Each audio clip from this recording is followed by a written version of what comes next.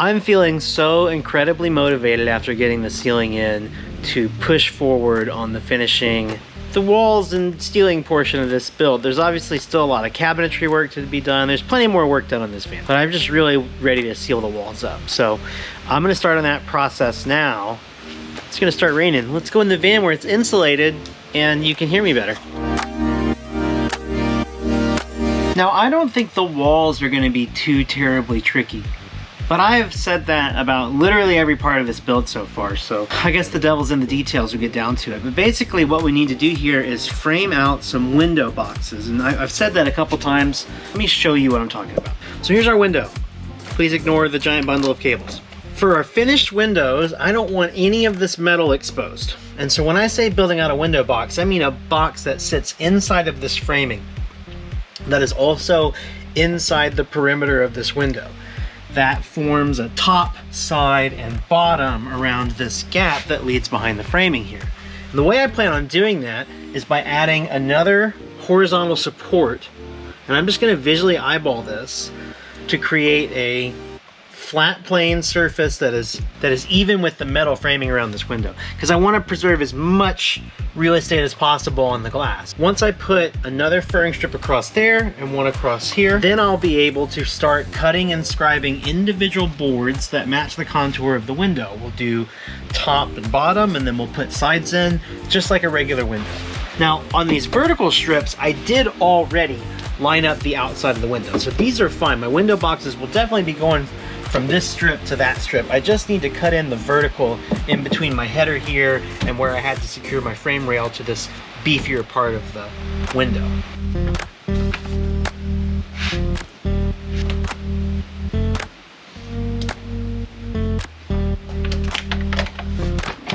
This like kill mat as wire hanger ideas has been so good.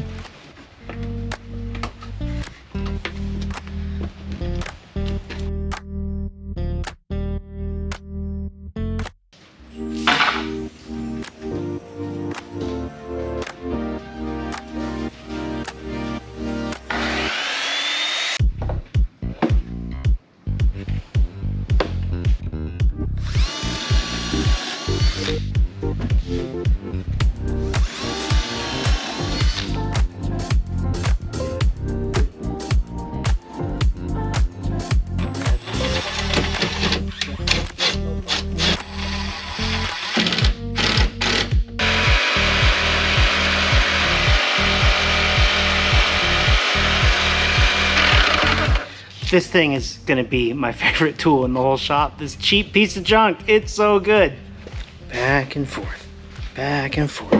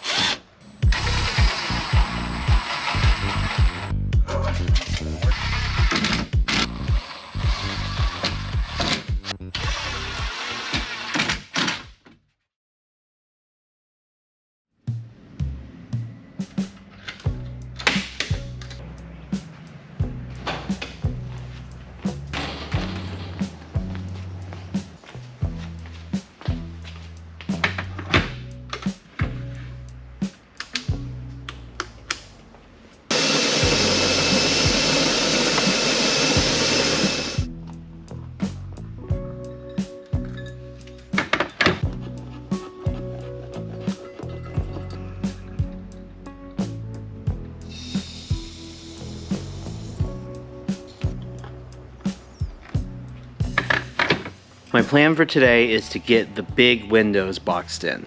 I've gone back and forth on whether or not I should box the windows first and then clad the walls flush with it and then trim it up all nice with a router, or if I should just box them out, leave the windows proud of the walls and put the paneling around it. Paige and I were talking about it last night. We would prefer to have the window boxes proud of the wall paneling in case we put a potted plant up there, or some of this will be like behind a countertop if we spill some water. We'd rather the window box come out from the wall than there to be actually a gap, you know, that water could get into between the wall paneling and the window box if water was on the windowsill. Does that make sense? So that's what we're gonna do. I'm gonna get the boxes in first. I'm gonna do the big windows. The two little windows in the back, I need to figure out some framing. So I'm gonna do the big ones first, and I'll do some thinking on those ones at the back. For the window boxes, I'm using this 1x6 rough sawn cedar that was relatively inexpensive, but not pine. I had looked at poplar or some other hardwoods, but oh my God, it's like, some of that stuff's like $9 a foot, and I needed like 20 feet of this stuff. I'm not spending $300 on my window boxes. This will work great. Cedar, there's tons of it locally, so it's very Ozarks, and it'll sand up nicely and real pretty, and that's what we're gonna do. I also think it'll be a nice contrast from the birch plywood.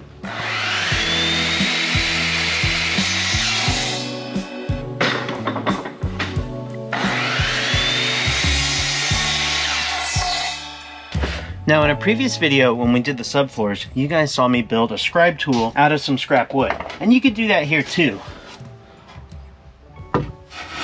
Beautiful. But what I'm gonna do this time around is I went to Walgreens and I just got a compass from like a kid's school supply kit.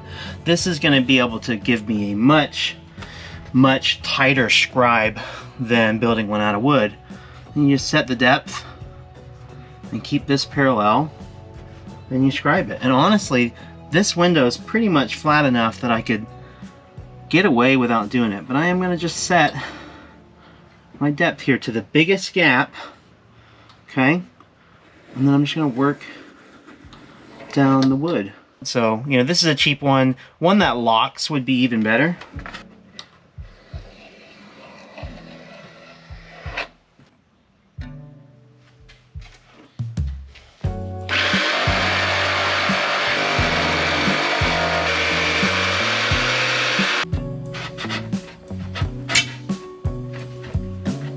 We'll call it 3/4 of an inch that I want this to stick out from the wall. Then I'm gonna go rip this on the table saw.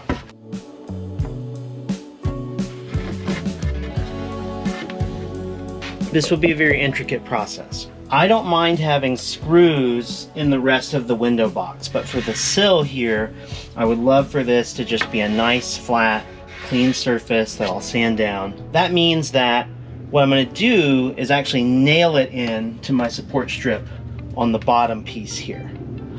For the upper piece and the sides, I will use screws and pilot holes and I will screw it in. And what's going to happen is this piece that's nailed in, yeah, it's going to vibrate, but we'll have these side pieces that are compressing down on it. It's going to be locked in. It can't go anywhere once the side pieces are in. So screw in the top, and then we'll scribe and fit our side pieces, and that'll wedge everything together nice and smooth. And yeah, and then we'll have this nice smooth surface with just a couple of nails in.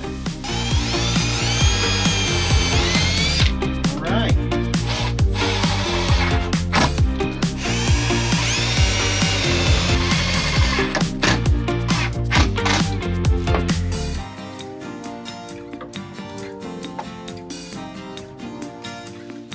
Here's my angle. Well, we're too short, that's for sure.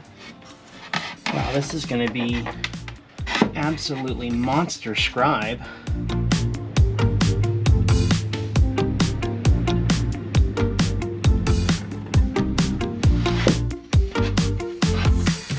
All right, to this face here, straight line, rip it. I will take it. A little bit proud right there. Shave that tiny bit off. The last sort of piece to the how-to here is I put this board in place up against, because the upper lip and the lower lip are a bit proud of the wall. And so I put this up against, in place, and then on the outside I marked the line where my furring strip hits. And then I just took a piece of scrap and put it up against that line, same thickness, and marked a line on the outside. And now I know that I can pre-drill holes anywhere in between these two lines, and they're gonna hit the furring strip so that I don't miss or blow it out. Because you know, you can't really eyeball that when it's in place. It's at an angle. So yeah, I'm gonna pre-drill a couple holes, screw this in.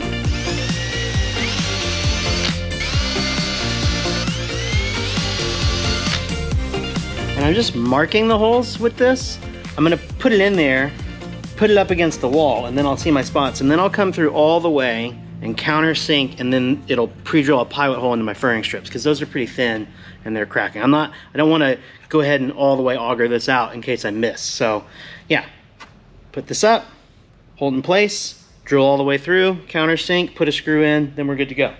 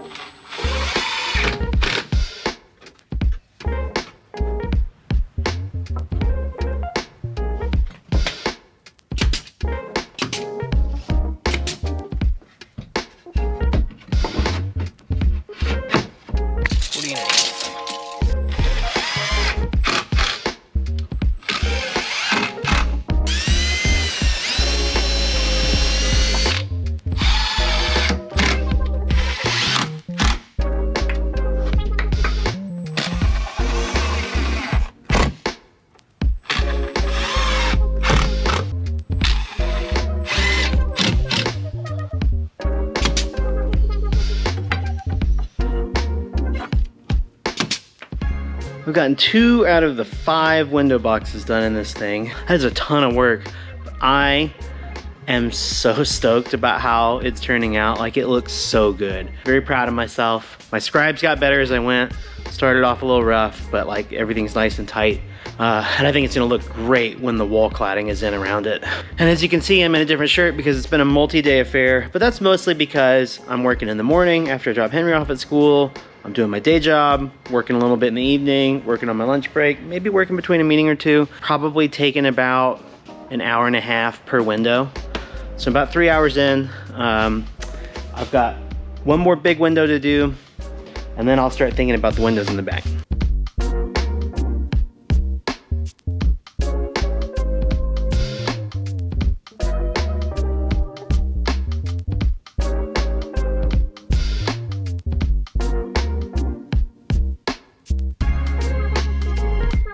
I am so stoked about how these window boxes have turned out. So I built the 3 big ones. I do still have the 2 small windows in the back, and I'm not quite ready to box those out because there's actually only framing on 3 sides of those windows because I still haven't taken the time to figure out how I'm going to interface the framing with the back of the van. It's very curved back there, very contoured.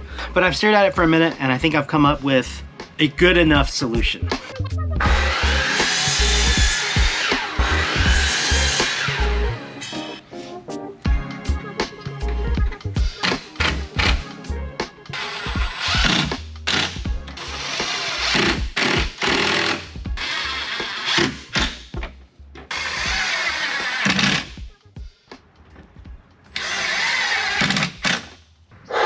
I gotta call it for today, but we are making some serious progress.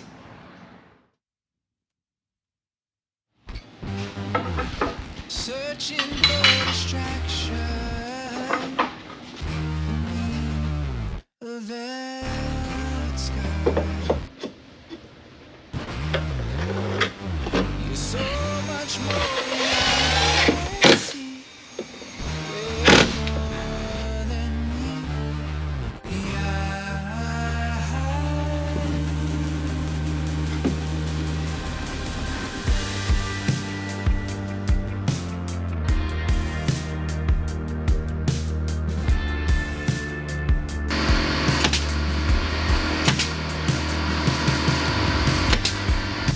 Searching for the answers that we have yet to find.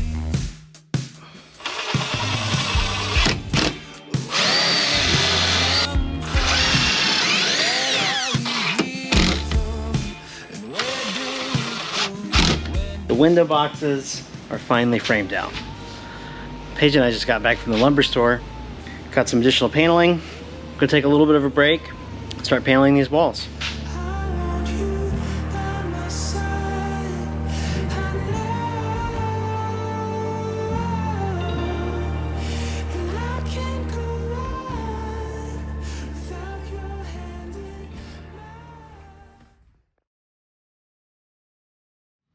With the windows all boxed out finally, it is time to start paneling these walls. I'm so excited. I'm trying to avoid seams, mostly in this one spot right here. I wanted a nice clean panel that can go from the ceiling to the floor with one contiguous grain.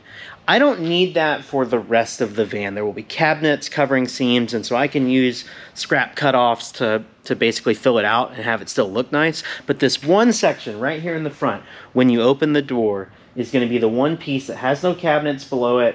It's just like, it's part of the entryway to the van, and I just want one seamless panel there. So this panel is going to be a little bit tricky, but after doing the ceiling, I'm not that worried about it.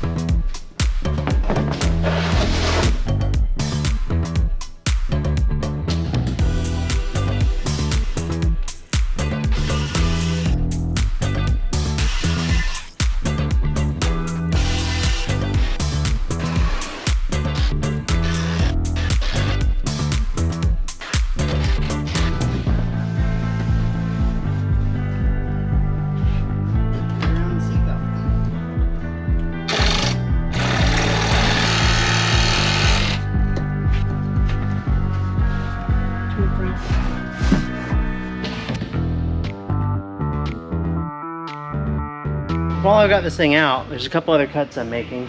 Some for wiring to pass through in the corner, and I want to preserve this speaker. It was mounted all the way to the wall, like really stuck way out. I don't know. I've taken some measurements. I'm going to cut a hole and we're going to wing it. Wait a minute, I don't need to make a template. It came with one.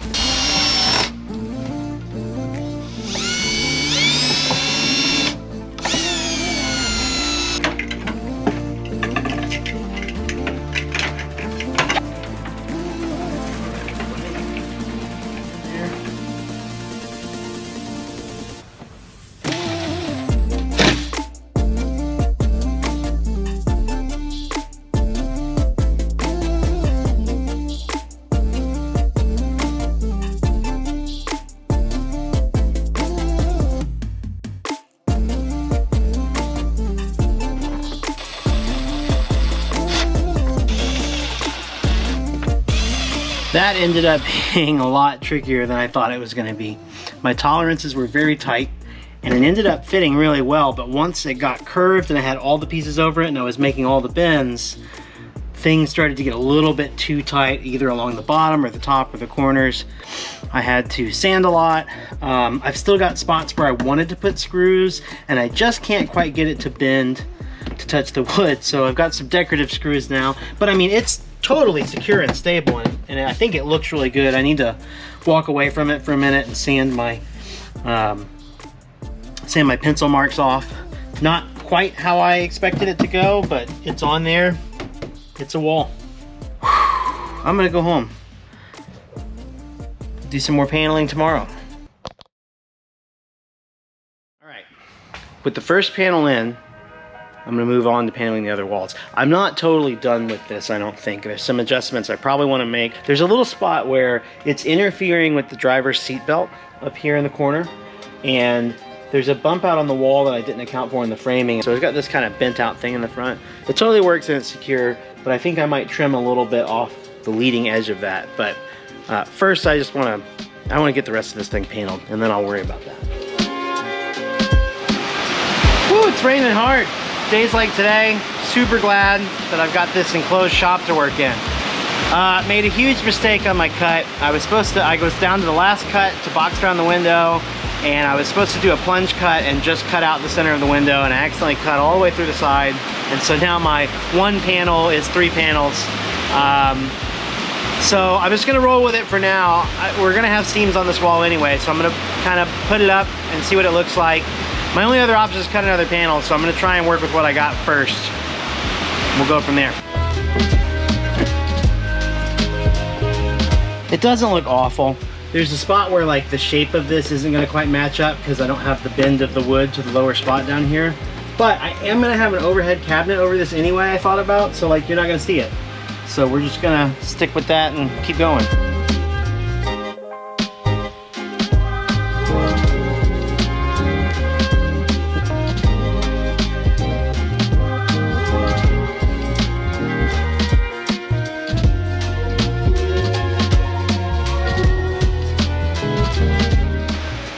Well, it's not perfect, but that's what trim is for.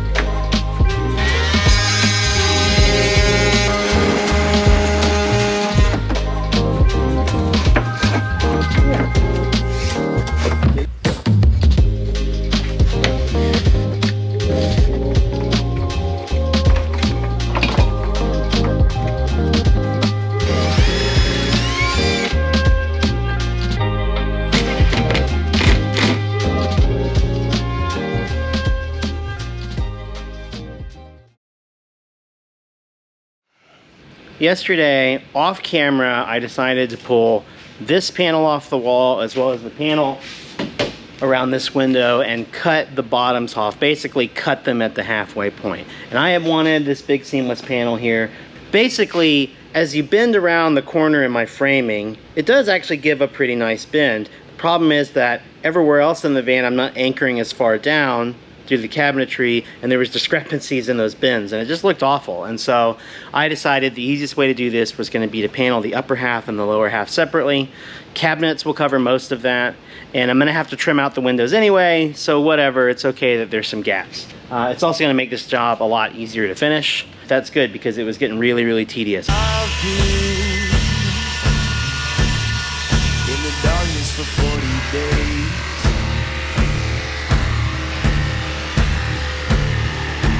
I've been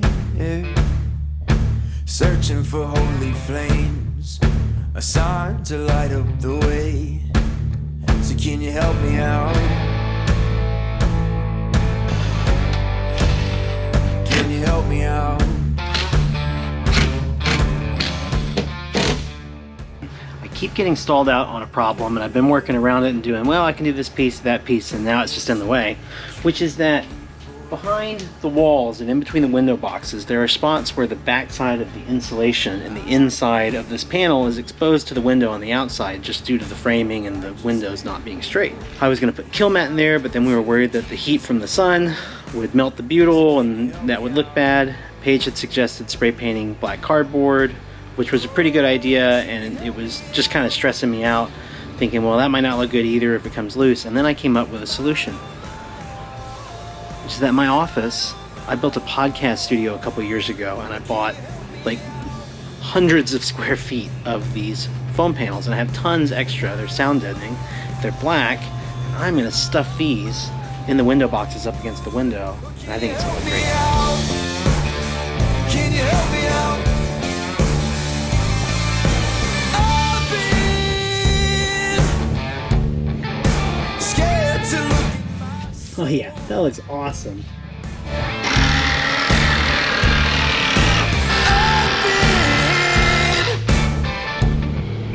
Afraid I would follow. That ain't half bad, guys. Things I've been told. So can you help me out?